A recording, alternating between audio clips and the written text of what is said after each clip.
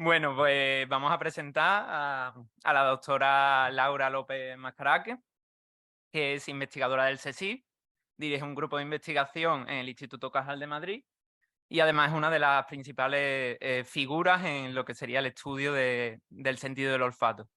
Es presidenta y cofundadora de la Red Olfativa Española y recientemente ha sido elegida presidenta electa de la Organización Europea de Investigación en Quimiorrecesión. Sí, lo he dicho bien. Además, por otro lado, Laura también es una excelente divulgadora. Cuenta con el Premio Europeo de Divulgación Científica de Neurociencia y es coautora del libro El olfato, de la colección de libros ¿Qué sabemos de la editorial del CSIC y de los libros de la Catarata? También la Fundación de la Academia del Perfume le otorgó sus premios, sus premios por la materia del sillón Orquídea. Por último, Laura ha participado en el coloquio de Mujer y Ciencia celebrado el 22 de febrero por el Día de la Mujer y la Niña en la Ciencia, celebrado en el Instituto de Bruselas. Y sin entretenernos más, vamos a dar paso a la presentación de Laura López Mascaraque. Muchas gracias.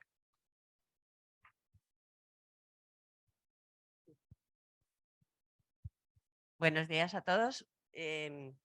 Muchas gracias por invitarme a participar en este evento. Creo que este tipo de iniciativas, y además sobre todo cuando están lideradas por jóvenes, son iniciativas muy buenas que se deberían hacer desde todos los institutos, porque creo que es muy importante daros a conocer, visibilizaros y tomar parte activa en todas las instituciones. Creo que eso es muy importante.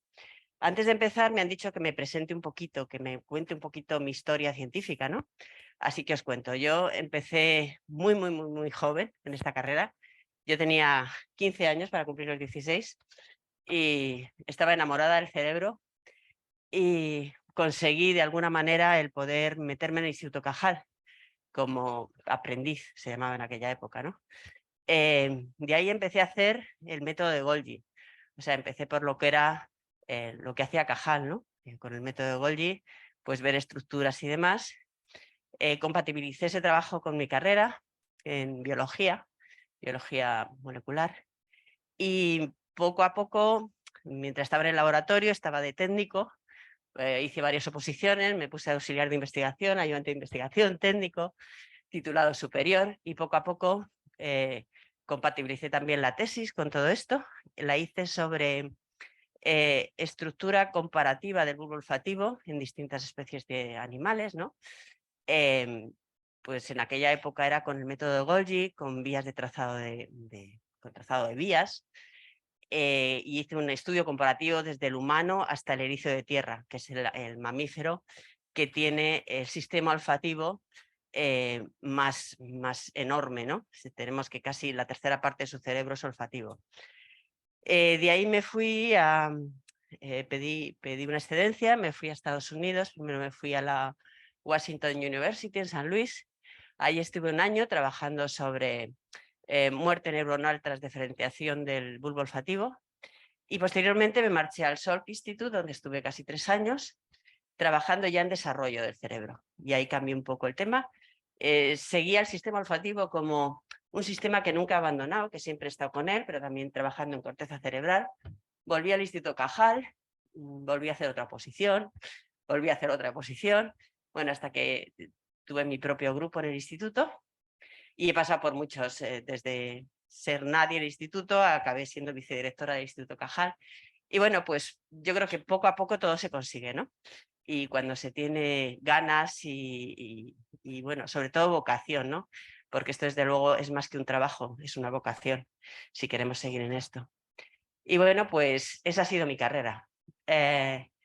Y a partir de ahí, ya mi grupo de investigación, ahora mismo que inicialmente era la conferencia que iba a dar hoy, que es sobre desarrollo del cerebro. Nosotros lo que estamos haciendo es marcar células en el cerebro intraútero, desde que podemos hacerlo, que es desde en ratón E10, las marcamos con un método que hemos desarrollado en el laboratorio, que le hacemos como una especie de ID a cada una de las células con un gran número de fluorescentes, una combinación de fluorescentes en núcleo y en citoplasma, y podemos perseguirlas hasta el animal adulto.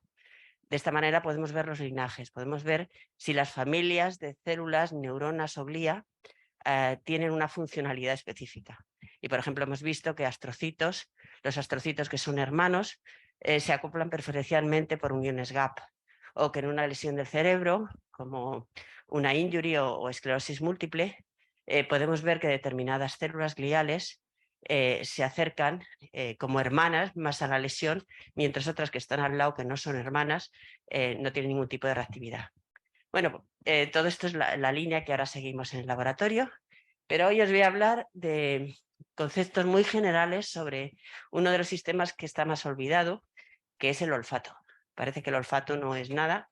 De hecho, yo creo que hasta la pandemia, cuando yo hacía talleres o charlas de este tipo en colegios, en universidades, siempre preguntaba cómo se llaman los que no ven, claramente ciegos, los que no oyen. Cuando preguntaba cómo se llaman los que no huelen, nadie lo sabía. Y bueno, leía la palabra anosmia ha sonado en la televisión, ¿no? Sobre todo tras el COVID, con lo cual ya sabemos un poquito más.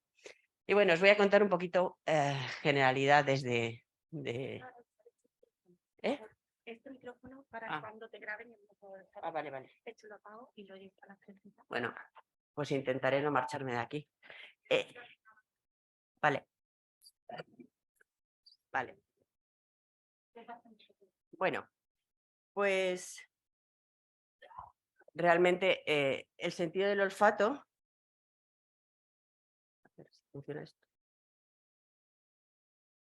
No va ahora. ¿Pero pasar la diapositiva? Me han dicho, aquí funcionaba. Ahora. ¿No? Ahora, vale.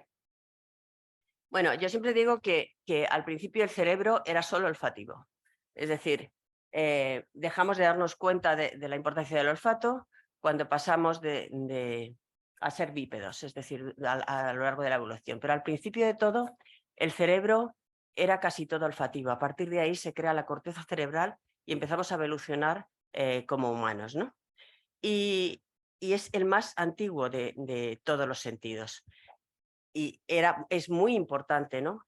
Sobre todo en los animales consideramos que es muy importante. Sin embargo, los humanos lo tenemos como muy olvidado. Y podemos decir que hay cantidad de implicaciones emocionales en las cuales el olfato es importante, ¿no? Aquí os he listado, aquí os he listado una serie de implicaciones emocionales, estéticas, éticas, de todo tipo, en el cual el olor o los aromas participan de forma muy importante y nos dan una respuesta. Tenemos una percepción a través de ese sentido muy importante que muchas veces no nos damos cuenta. Fijaros que ya desde las plantas se comunican por moléculas químicas. Tenemos las plantas, tenemos que en muchos de los animales, ya los insectos, distintos tipos de animales utilizan el olfato para muchas de las tareas que tienen que hacer, límites territoriales, encontrar distintas presas, reproducirse, encontrar alimento, reconocimiento entre ellos. Y también en los humanos, es uno de los sistemas que podríamos llamar que es más emocional. No nos damos cuenta de él hasta que lo perdemos. Eso es lo que ocurre. Pero realmente estamos muy metidos en ello y muchas nos van a influir de una manera positiva o negativa en muchas de nuestras emociones o de nuestras, reacciones a determinados eventos, ¿no? Fijaros que de todos los sentidos que tenemos, la mayor parte se regulan por estímulos físicos. Es decir, en los ojos tenemos fotorreceptores, tenemos en el tacto mecanorreceptores, tenemos termorreceptores, respondemos a longitudes de onda, a frecuencias, y sin embargo en el olfato respondemos a moléculas químicas. Es un estímulo totalmente químico que se va a transformar en un estímulo eléctrico. Cuando percibimos un aroma tenemos varias sensaciones. Primero, una sensación cualitativa, es decir, hay una identificación, una cuantitativa, que sería la intensidad del olor, y una afectiva o hedónica, que es la aceptación o rechazo, y eso nos da una respuesta emocional. es importante que de todos los sentidos están regulados por genes, ¿no? En la vista, por ejemplo, tenemos 3 genes que van a regular los 3 colores, las 3 longitudes, que vas a responder con las longitudes de onda a 3 colores y de ahí se va a formar todos los colores los cuales podemos percibir. Pero sin embargo, y esos son 3 genes, sin embargo en el olfato tenemos 900 genes que nos regulan el sentido del olfato, de los cuales casi 400, 390 son funcionales. Es decir, que podemos decir que del 2 al 3% del genoma humano se dedica al olfato. Eso es muy importante para la importancia que nosotros le damos, ¿no? Que es bastante nula. ¿Cómo se percibe esto? Lo que hacemos es cuando existe una molécula, percibimos una molécula procedente de alimentos, de flores, de cualquier... Lo que ocurre es que hay unas moléculas volátiles que llegan a las únicas neuronas que están en contacto con el exterior de todo el cerebro, que son las neuronas sensoriales olfativas. Estas neuronas, además, se están regenerando cada 40 días, con lo cual tiene una importancia muy grande en la investigación, porque son muy accesibles y podemos trabajar con ellas a nivel de células madre, de stem cell y demás, porque estas neuronas que están justamente aquí en lo que llamamos el epitelio olfativo, que está en la parte superior de la nariz, están situadas en este epitelio, se están regenerando cada 40 días y tienen aquí unos cilios que interaccionan con estas moléculas que nos están llegando. Estas neuronas proyectan sus axones hasta el cerebro, a unas estructuras que se llaman los glomérulos del bulbo olfativo, y de ahí nos van a llegar a la corteza olfativa, que realmente es lo que llamamos la parte del sistema límbico o cerebro emocional, que va a conectar con la corteza olfativa, va a conectar con la amígdala, con el hipocampo, con el hipotálamo, con estructuras muy acordes con lo que llamamos el cerebro emocional. Fijaros que no puedo dejar de mostraros esta foto, que son reproducciones originales de unos dibujos de Santiago Ramón y Cajal, ya que estamos, este año es el año Cajal, le han nombrado así, y, perdón, y aquí lo que vemos que de los principales descubrimientos que hizo Cajal, los hizo en el sistema olfativo. Primero este dibujo tan simple que él marcó, que era cómo la información de estos odorantes nos llega a estas neuronas, las que hemos hablado antes, las neuronas sensoriales olfativas, que proyectan sus axones hasta unas unidades, unos dominios funcionales que existen en el bulbo olfativo, que se llaman los glomérulos, donde cual hay una integración de los axones que llegan de las neuronas sensoriales olfativas con los penachos dendríticos de las principales células de proyección, que son las células mitrales y empenachadas del bulbo olfativo, que proyectan sus axones a través del tracto olfativo lateral y nos llegan a una tercera estación que sería la corteza olfativa.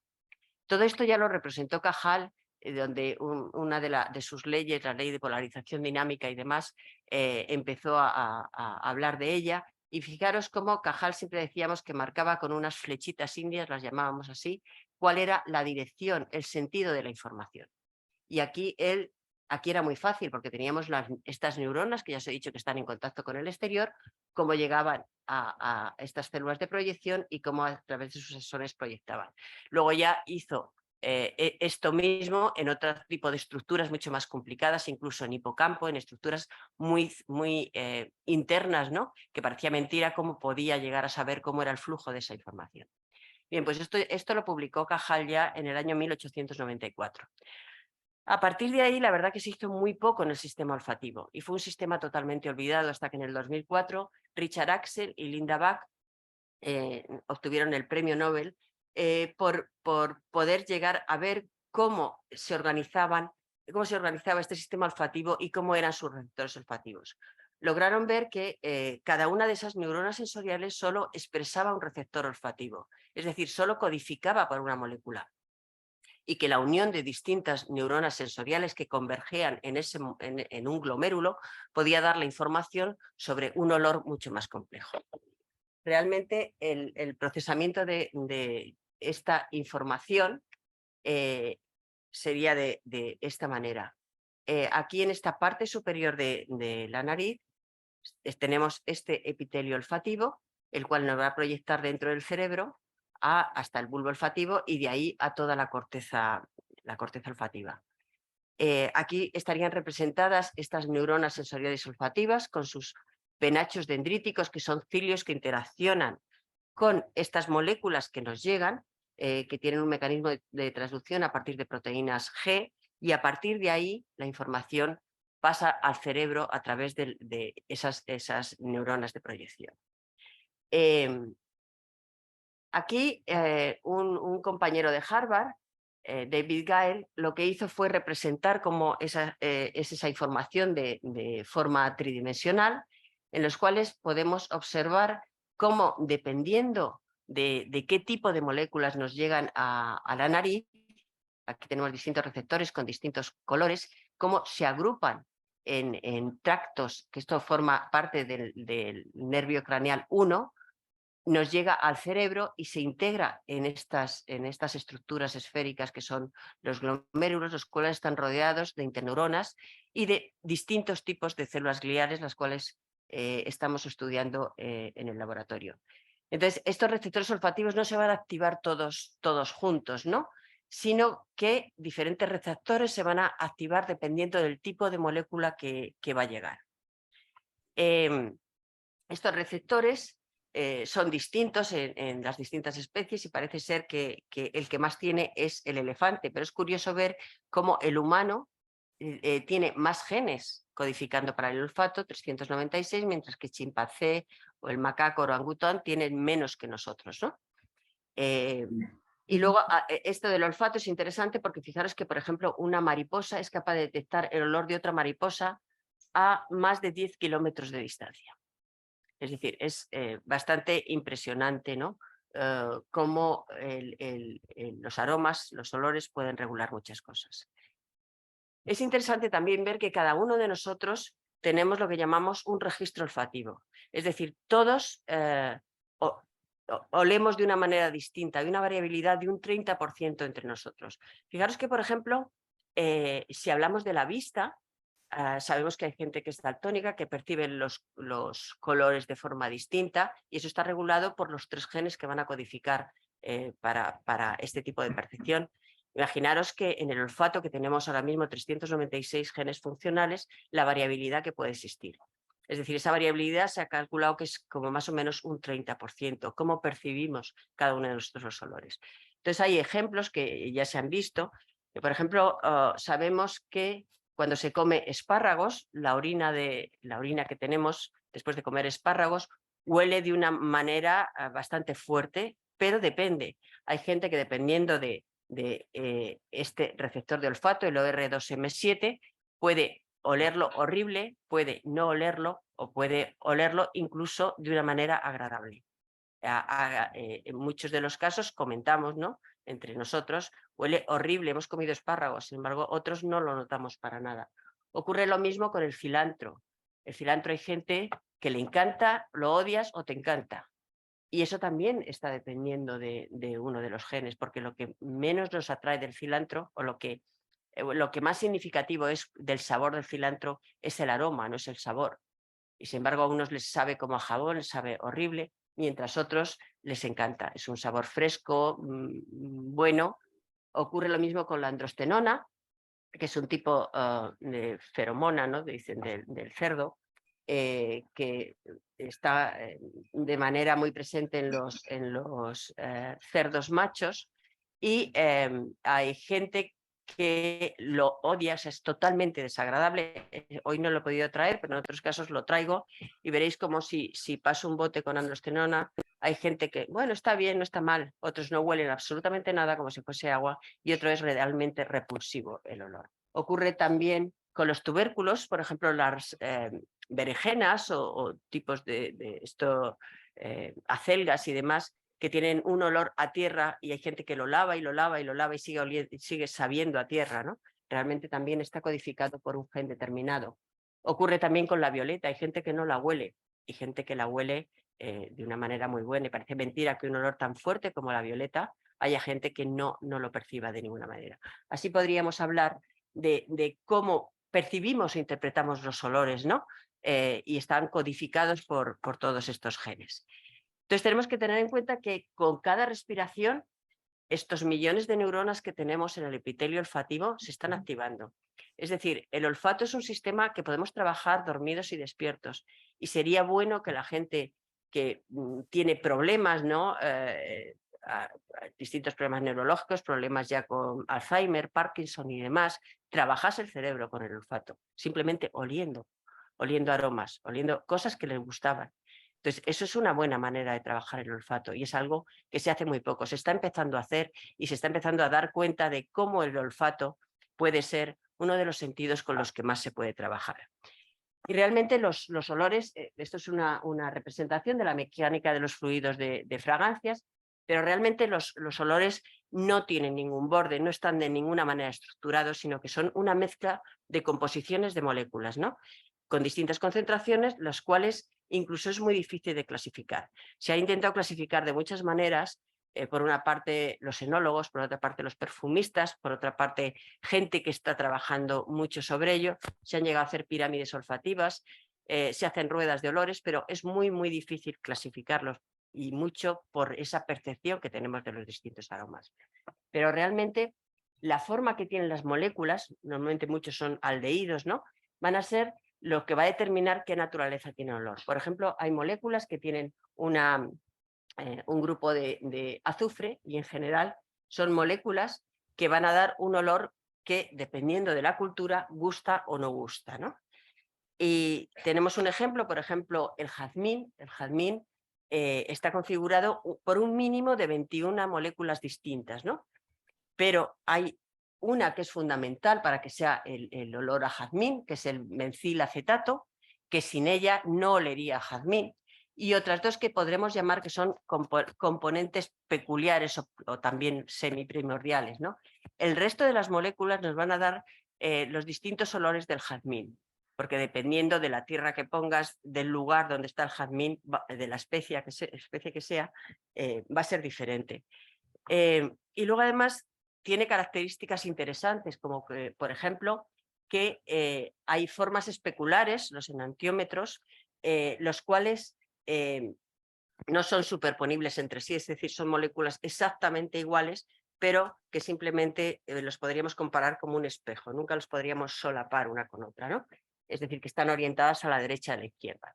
Y por ejemplo tenemos la carbona, que si está orientada a la izquierda huele a hierbabuena, mientras que si está orientada a la derecha huele a comino.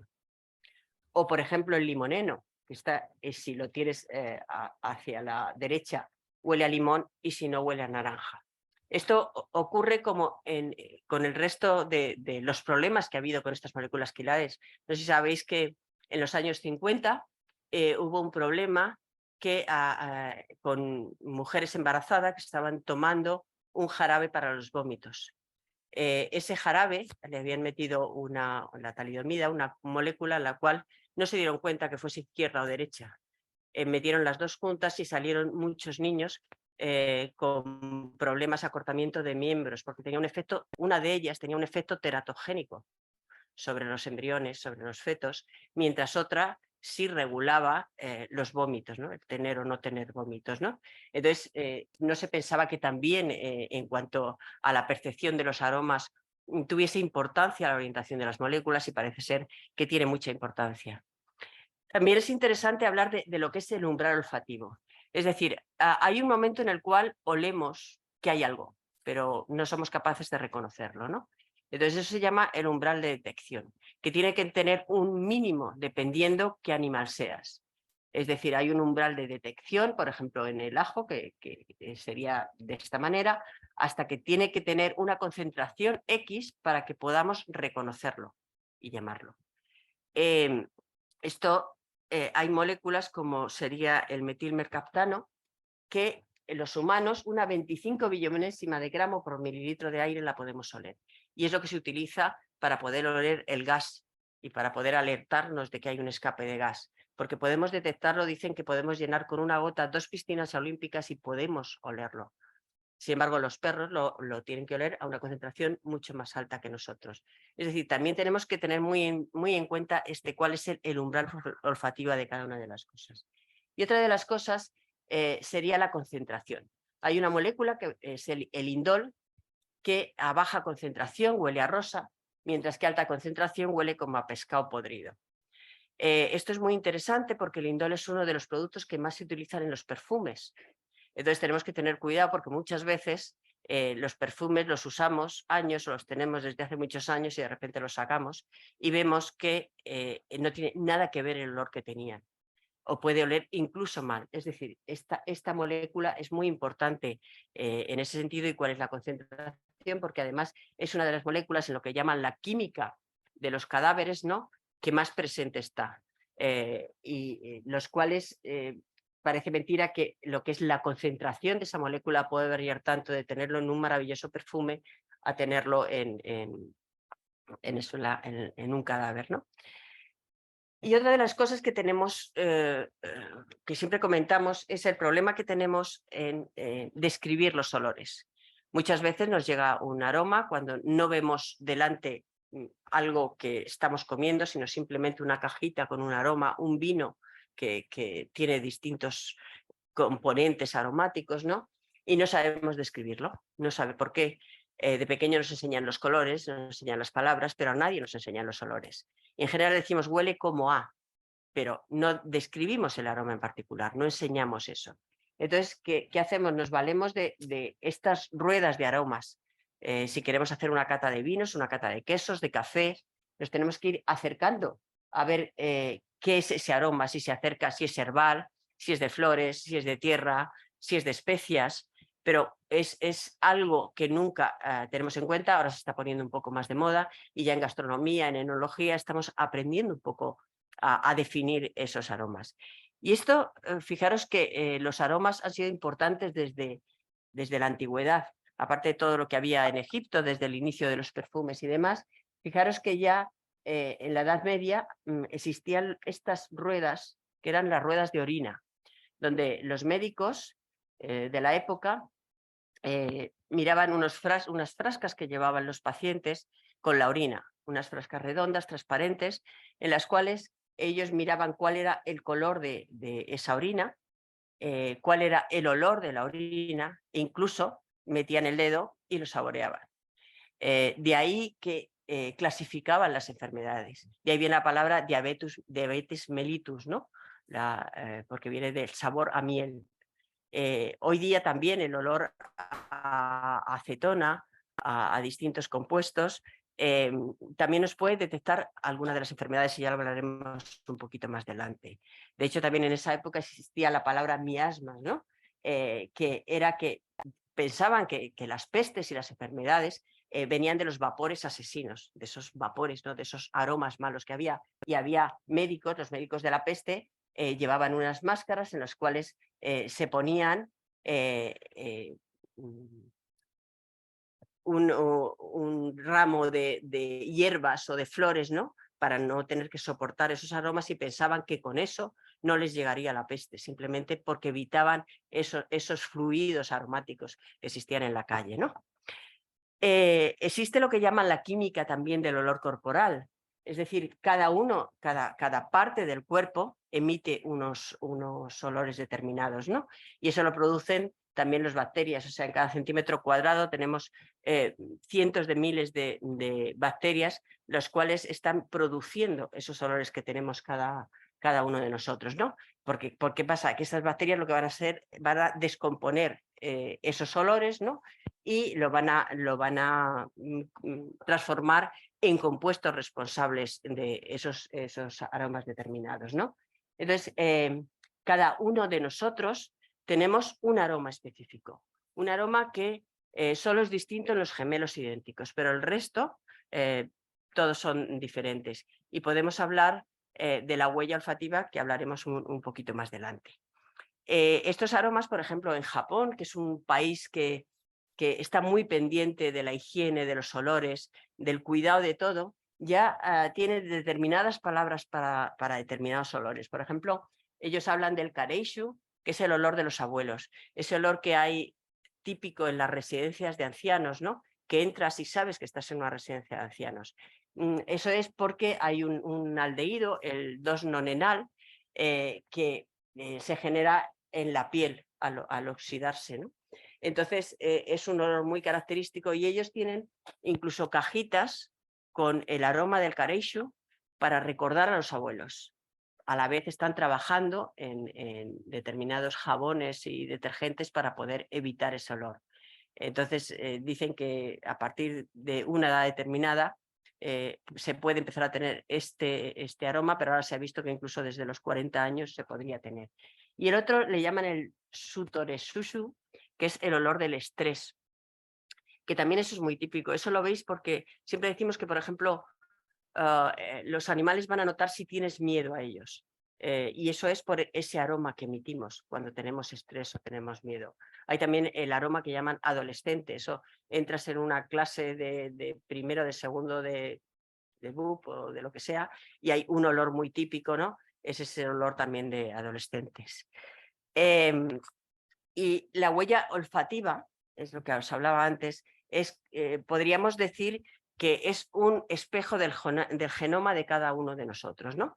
Entonces, cada persona, como os comentaba, tiene un olor único. Y en contra de la película del perfume, no hay ninguna persona que no tenga olor. Todos tenemos olor, ¿no? Y está empezando a ponerse de moda, ¿no? La odorología forense o peritaje del olor. Eso los perros lo hacen muy fácilmente. Tú a un perro le das una camiseta y puede descubrir dónde está una persona, aunque esté a metros de distancia, enterrado entre cimientos, ¿no? Ahora lo que se está haciendo es poder clasificar a las personas por su huella olfativa, tener un ID olfativo. Y ya hay bastantes grupos que están trabajando sobre ello y poder saber si una persona está en una escena de un crimen o podemos identificar a una persona, igual que los perros lo pueden hacer, nosotros podríamos llegar a hacerlo de alguna manera. Esto se está estudiando y se está también viendo en distintas enfermedades. Es decir, ya hay perros que pueden detectar el olor a cáncer de pulmón, cáncer de vejiga, y claro, no puede usted, sería muy bueno el poder no tener que hacer biopsias para detectar un cáncer determinado simplemente por el olor. Es igual que ahora mismo tienes el test del aliento, ¿no? Para el Helicobacter pylori, podríamos tener para detectar determinadas enfermedades como el cáncer, el Parkinson, el COVID-19. Hay una persona ya que ha salido en todos los medios de televisión, lo habréis visto, que es capaz de detectar si una persona tiene Parkinson o no simplemente oliéndolo. El COVID-19 ya hay perros que se han entrenado y son capaces de detectar el COVID o las infecciones por pseudomonas, la diabetes tipo 1, por ejemplo. Es decir, hay muchos tipos de enfermedades que simplemente podrían detectarse con el olor. Y es algo que se está estudiando y se están intentando identificar compuestos de distintas maneras y poder hacer unos nuevos test diagnósticos mediante los aromas. Esto es interesante y es lo que llaman la rama del olfato artificial, ¿no? O las narices electrónicas. Ya tenemos, hay muchas narices electrónicas en las ciudades, no lo notamos, pero por ejemplo, para detectar el nivel de contaminación, lo que hay son unos aparatos que son sensores electrónicos o narices electrónicas que van a detectar determinados compuestos que están en un momento determinado en una ciudad o que nos hemos pasado de unos niveles. E incluso se están, aparte de las narices electrónicas, están empezando a manejar un tipo de procesadores que son los neuromórficos, ¿no? Que a través de algoritmos podrían ver si hay unos aromas determinados. Esto está muy en marcha. Y ya de hecho hay algunos que están en aeropuertos para detección de drogas, para detección de explosivos y demás.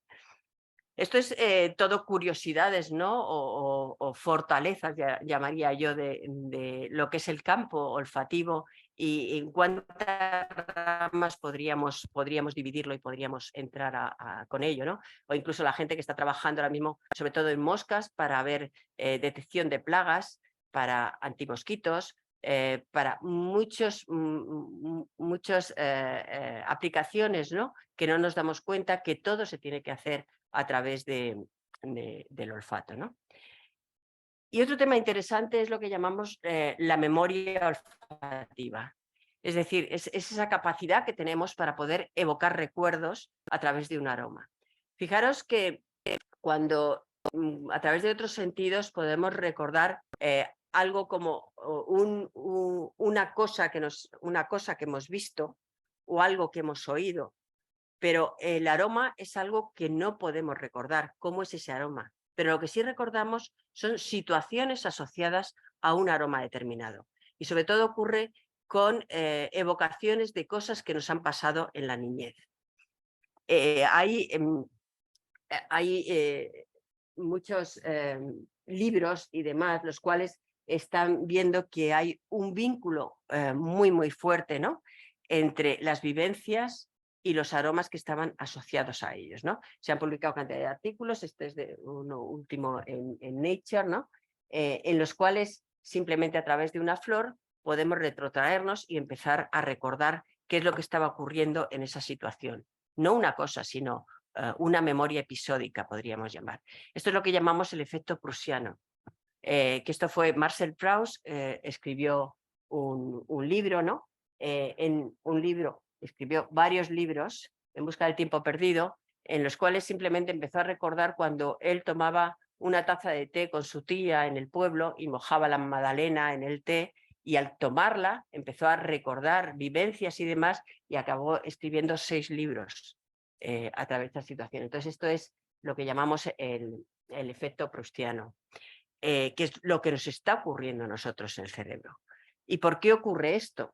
Existe que mientras todos los sentidos se procesan a través de un núcleo central en el cerebro que se llama el tálamo, en el cual es como si fuese una autopistas, una central, ¿no?, de las cuales salen distintas autopistas que van a las distintas cortezas, a la corteza visual, a la corteza motora, sensorial y demás, se procesan a través del tálamo. Es decir, es una especie de filtro que existe.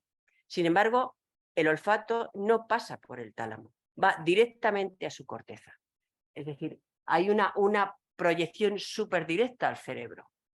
Entonces, los recuerdos son muchísimo más fuertes que con el resto de los sentidos. No hay nada que lo haya filtrado, van directamente allí. Aquí, aquí.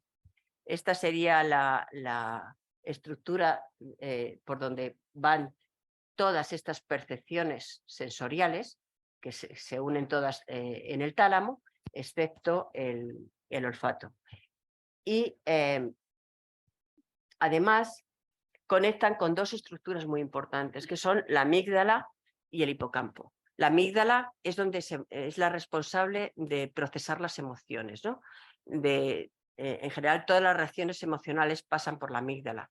Y el hipocampo es la parte en la cual se van a procesar las memorias, ¿no? Y van a tener, sobre todo las memorias episódicas, van a llegar hasta ahí. Tiene una vía muy directa con la amígdala, con el hipocampo y también con el hipotálamo, de hecho. Entonces, esto se ha visto, y lo que se ha pensado que es muy importante para el marketing. Hasta ahora tenemos un marketing que es un marketing visual, un marketing auditivo, música, imágenes y demás. Pero ya desde hace mucho tiempo se sabe lo que es el marketing olfativo. Es decir, este anuncio que tenemos aquí, que debe ser de los años 80 o por ahí, 70, 80, en los cuales habla de los sabores que nos transportan. Y a través de simplemente un aroma podemos llegar a ver o a sentir muchas más emociones que algo que es mucho más cansado, que estamos utilizando siempre, que es la vista y el oído. Imágenes, música o palabras, ¿no? Entonces, de ahí ahora mismo están muy de moda lo que llaman odotipos. El logotipo está pasando de moda y empezamos a hablar de los odotipos. Es decir, el odotipo lo que va a crear es una identidad olfativa de una marca. Eso ya empezó hace mucho. Fijaros que cuando Walt Disney empezó los parques temáticos, lo que hacía era lanzar un olor a palomitas. Y cuando ibas a un parque temático era ese olor a palomitas. Hoy día en los cines parece que vas al cine y si no huele a palomitas no va a haber película o algo así, ¿no? Las marcas están empezando a tener una identidad olfativa. ¿Por qué? Porque estos odotipos pueden tener un potencial enorme para despertar emociones, para despertar recuerdos e incluso quedarte en la tienda simplemente por el aroma que hay. Hay muchas marcas que, como esto está online, prefiero no nombrarlas, pero que podríamos hablar, ¿no? de marcas de coches, ahora mismo está de moda el olor a coche nuevo y la gente va a vender un coche de segunda mano y se compra el spray de olor a coche nuevo. El olor a ropa limpia, que ahora se está poniendo también muy de moda, o vas a determinadas tiendas muy famosas en España, ¿no? Y te quieres llevar el aroma porque te ha gustado cuando has entrado. Entonces, esto es lo que llamamos odotipos y, por ejemplo, nosotros desde la Red Olfativa Española recibimos cantidad de cartas que si hacemos las identidades de marca o si hacemos odotipos, porque es algo que cada vez lo tenemos más de moda. Además, fijaros que el 80% del sabor es olfato y no es gusto. Esto parece difícil de pensar inicialmente, ¿no? Pero aunque trabajan, estos dos sentidos van a trabajar juntos cuando comemos, cuando saboreamos, hacer una prueba. Yo siempre lo llevo, hago talleres por toda España y parte del extranjero, en los cuales producimos una anosmia simplemente tapándonos la nariz o poniendo una pinza en la nariz. Intentar, sin que lo sepan, mezclar azúcar con canela. Fijaros la canela, lo que sabe, ¿no?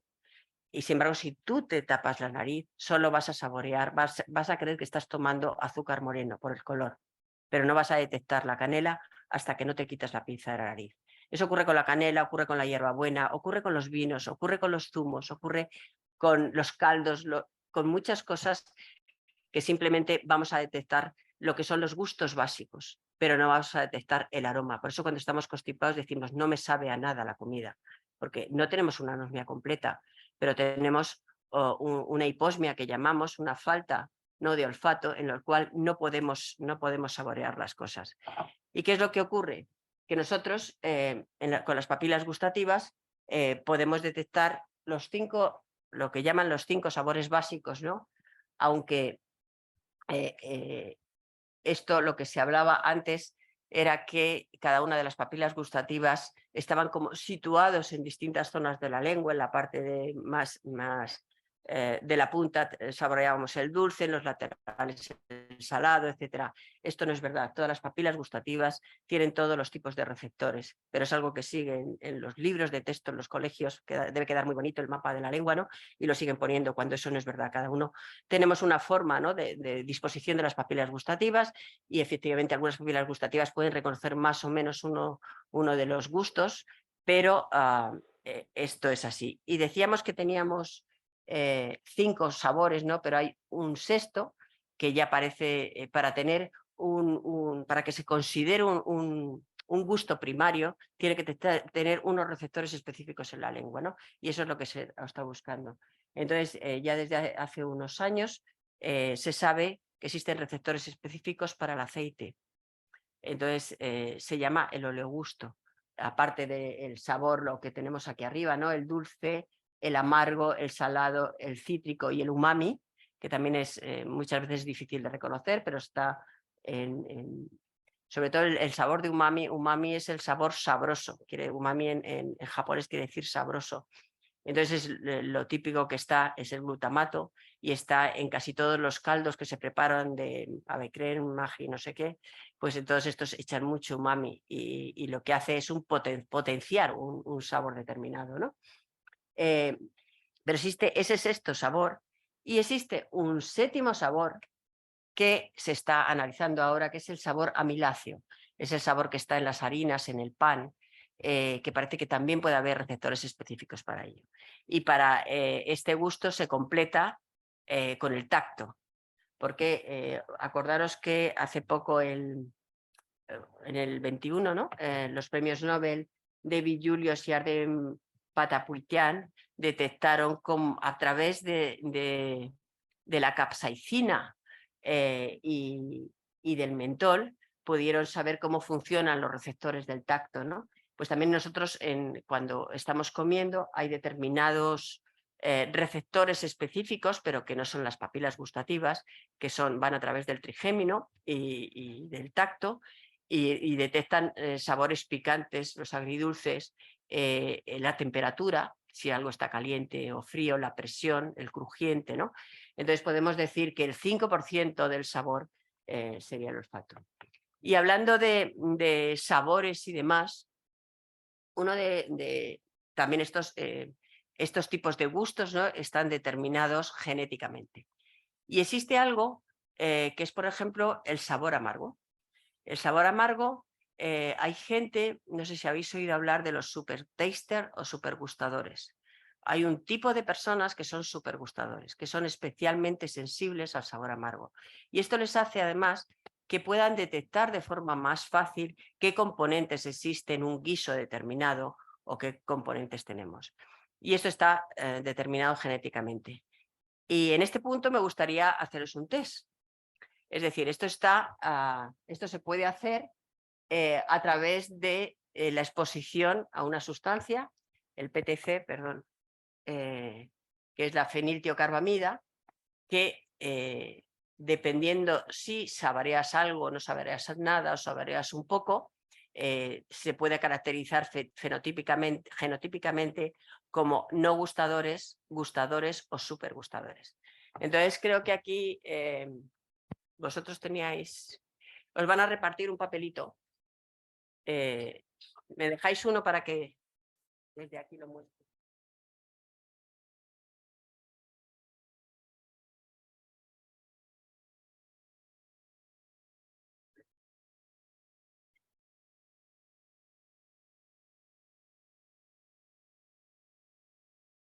Bueno, entonces os van a dar este papelito y simplemente lo que tenéis que hacer, cuando digamos, lo ponemos encima de la lengua, en este sentido, contamos hasta 5 y lo sacamos.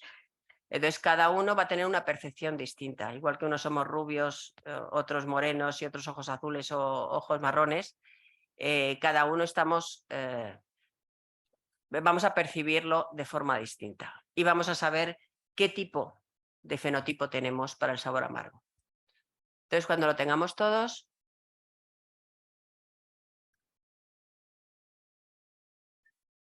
esto se da a través de un gen determinado, que nos vamos a meter en él. Lo que tenéis que hacer es el papelito este que tenéis, lo ponéis en la lengua a lo largo, cerráis la boca, contáis hasta 5 y lo sacáis. Entonces, cuando estéis...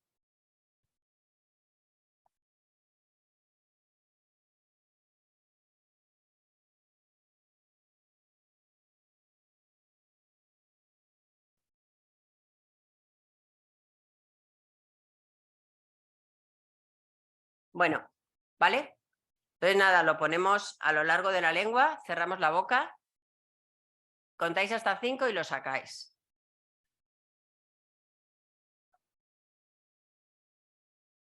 Entonces, lo habéis hecho, ¿no? Entonces, ¿a quién le ha sabido realmente horroroso? Uf, ¿cuántos? Bueno, no sé cuántos somos aquí, pero ¿a quién no le ha sabido a nada? Vale. ¿A quién le ha sabido a papel, un poquito raro, tal? Vale. Bueno, pues cuando os ha sabido realmente horrible, hay gente que incluso es tan horrible que tiene que salir y beber agua. Eso me ocurriría a mí. Y entonces estos serían el fenotipo gustadores. Supergustadores, perdón. Seríais los supergustadores. Cuando os sabe un poquito, pero más o menos, pues lo que os está ocurriendo es, dependiendo de si tenéis los alelos recesivos o dominantes para este receptor del PTC. Entonces tendríais, no les sabe a nada, serían los no gustadores, los que les sabe a algo, pero no es horrible ni excesivamente fuerte, serían los gustadores, y me sabe horriblemente mal, serían los supergustadores. Esto no quiere decir que seáis mejores o peores, ¿no? Yo se lo he hecho esto a grupos de cocineros y estaban aterrorizados por esto, pero realmente no pasa nada. Podéis identificar, normalmente el sabor este amargo lo podéis acostumbrar, e incluso los que sois supergustadores podéis acabar bebiendo cerveza o café sin azúcar, por muy amargos que sean, pero cuesta mucho más. Los sabores, por ejemplo, de verduras como el brócoli y demás son demasiado fuertes. Normalmente dicen que los niños pequeños todavía están formándose las papilas gustativas y las verduras les cuesta mucho. y mucho es porque tienen un sabor demasiado amargo para ellos y tenemos que poco a poco ir metiéndoselo con batata o zanahoria y demás para compensar un poco los sabores, ¿no?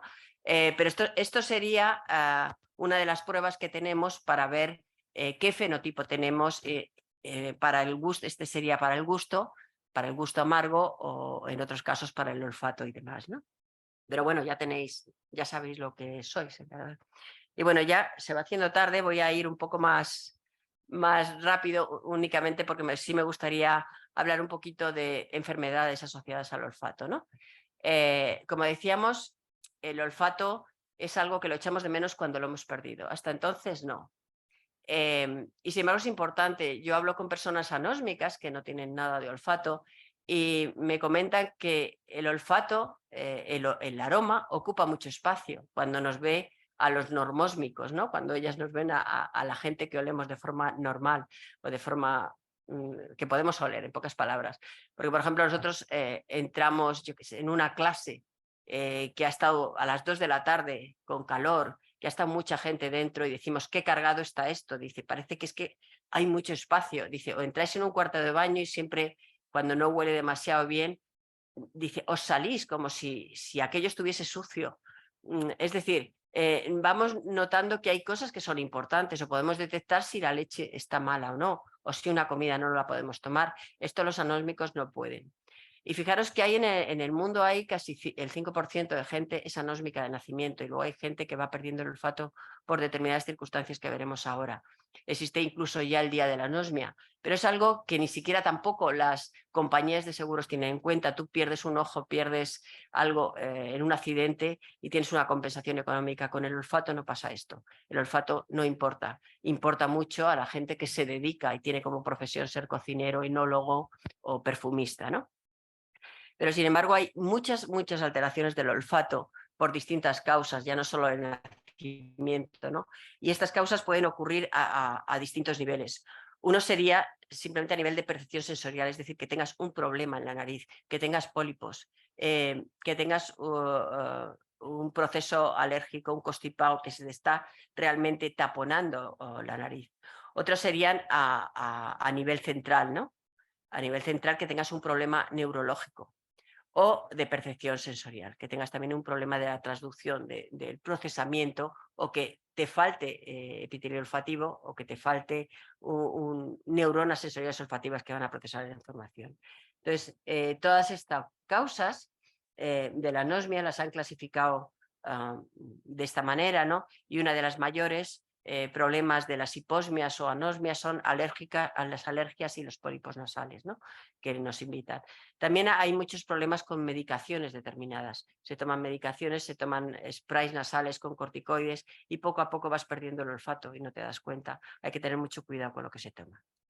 Pero además es interesante ver que parece ser que podríamos empezar a hablar ya de que hay la pérdida precoz de olfato nos puede predecir de alguna manera algún tipo de enfermedades neurodegenerativas. Entonces se ha visto que sobre todo en Alzheimer y Parkinson, muchos años antes de que empieces a tener placas, ya empiezas a tener una pérdida de olfato, que eso podría ser un síntoma precoz. Hay una hiposmia inicial, no se sabe por qué. Normalmente cuando vas al médico dices, es que huelo menos que antes. Dices, bueno, mujer, ya olerá mejor, ¿no? Pero como que no se da mucha importancia a esto. Ya parece ser que esto se empieza a importar. Ya con el COVID nos pasó que de repente teníamos una anosmia abrupta en unas horas, no olíamos absolutamente nada, ¿no? Y entonces, nosotros cuando empezó el COVID, desde distintas asociaciones de la red olfativa, otras internacionales, la de neurología, empezamos a avisar que era mucho más claro que existía COVID, simplemente si habías perdido el olfato de una forma abrupta, no como cuando tienes una congestión nasal que vas perdiendo un poquito el olfato, no, cuando es de forma abrupta estaba claro que eso era COVID y que no hacía falta ni diagnóstico ni test, y hasta que en aquellos teléfonos que teníamos, ¿no? Empezaron a decir, te falta el olfato, pasó un tiempo, ¿no? Pero nos costó mucho que eso se lanzase. Y fijaros que ya en ratones los ratones no desarrollan Alzheimer, pero sí transgénicos con la proteína APP o SEN, lo que se ve, nosotros, esto es de nuestro propio laboratorio, veíamos que al inicio, muchas de las placas de Alzheimer están en el bulbo olfativo y también en la ruta de migración rostral, en la ruta que va desde el ventrículo hasta el bulbo olfativo, esas neuronas que están generando continuamente en la vida adulta. Entonces, en estos ratones, antes de que aparezcan estas placas, ya veíamos que tenían falta de olfato. Es decir, que incluso en los ratones ya se está viendo, y también pasaba con los ratones Parkina en otros experimentos que se han hecho. El Parkinson pasaba igual, incluso en Estados Unidos hay carteles de este tipo, que se tenga cuidado, que se controle el olfato, porque antes de que tengas ningún síntoma puedes empezar a tener una hiposmia. Y de hecho se ha visto que esta disfunción olfativa podría ser un biomarcador de la enfermedad de Alzheimer, y esto es un trabajo conjunto de muchos países en los cuales se está considerando que esto podría ser un biomarcador. Finalmente me gustaría ya acabar muy deprisa, porque supongo que os podría interesar por qué el COVID producía esa anosmia, ¿no? Entonces, al principio se plantearon muchas cosas de cómo podría estar afectando, si lo que hacía era destruir esas neuronas olfativas que tenemos en el epitelio olfativo, ¿no? Pero entonces lo que se vio es que estas neuronas sensoriales olfativas están sustentadas por lo que llamamos las células de sostén o células sustentaculares, y este epitelio lo acaba formando unas células madre, ¿no? que están generando nuevas neuronas cada 40 días.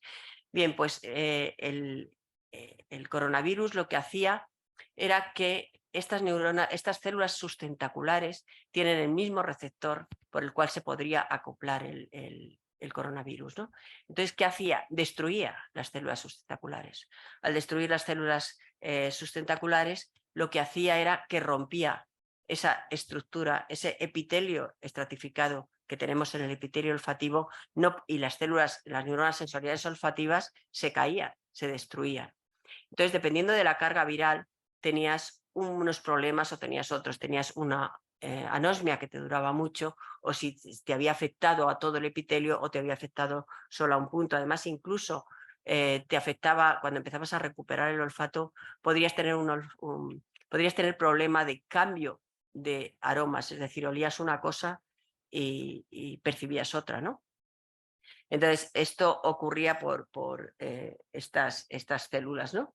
Estas células sustentaculares que se acoplaban directamente con ello. Y con ello acababas teniendo una parosmia, y lo que olía bien olía horrible. Esto ocurría porque muchas veces te afectaba también hasta los extremos más terminales del epitelio olfativo, que es donde dicen que se sitúan esos receptores que van a recepcionar estos olores, podríamos llamar malos, ¿no? Y bueno, todo ocurría por este sistema, este juego que tienen las neuronas sensoriales, estos receptores de las neuronas sensoriales, que van a llegar o tienen que llegar otra vez a un glomérulo para poder percibir esa sensación. Y además se ha visto que esto lo hacen de forma completamente bilateral e igual en ambos hemisferios. Es decir, los epitelios olfativos están completamente separados, no se cruzan nunca, pero sin embargo todas las moléculas que llegan a unas neuronas determinadas van a proyectar exactamente a los mismos glomérulos en el mismo olfativo, en el bulbo olfativo, y de forma bilateral. Y bueno, deciros que es importante el entrenamiento. Es decir, se hicieron muchos kits olfativos, pero es importante que aprendamos a oler, que reconozcamos los olores. Y esto lo podemos hacer en casa, o sea, no hace falta comprarse los super kits que venden por ahí. Es decir, simplemente pues podemos tener un entrenamiento oliendo algún tipo de flor, por ejemplo la rosa, un tipo de limón, naranja, pomelo, un eucaliptos y clavos, por ejemplo. Entonces simplemente estoy entrenando y vas cambiando las cosas y vas aprendiendo los olores. Y veréis como en un momento determinado, por ejemplo, cuando oláis un perfume, un vino, podéis empezar a descubrir, a decodificar esos aromas tan complejos y decir, anda, pues me empiezas a oler a pimienta, a nuez moscada, a cuero, a tal. ¿Pero por qué?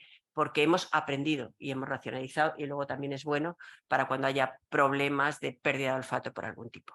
Y simplemente me gustaría ya finalizar con una frase que me encanta, que es de nada que ver con nuestro campo, ¿no? Es de Alexander Graham Bell, que decía que los olores cada vez van siendo más importantes en el mundo de la experimentación científica y en la medicina. Y tan cierto como el sol nos alumbra, es que la necesidad de un mayor conocimiento de los olores alumbrará nuevos descubrimientos. Y con esto acabo.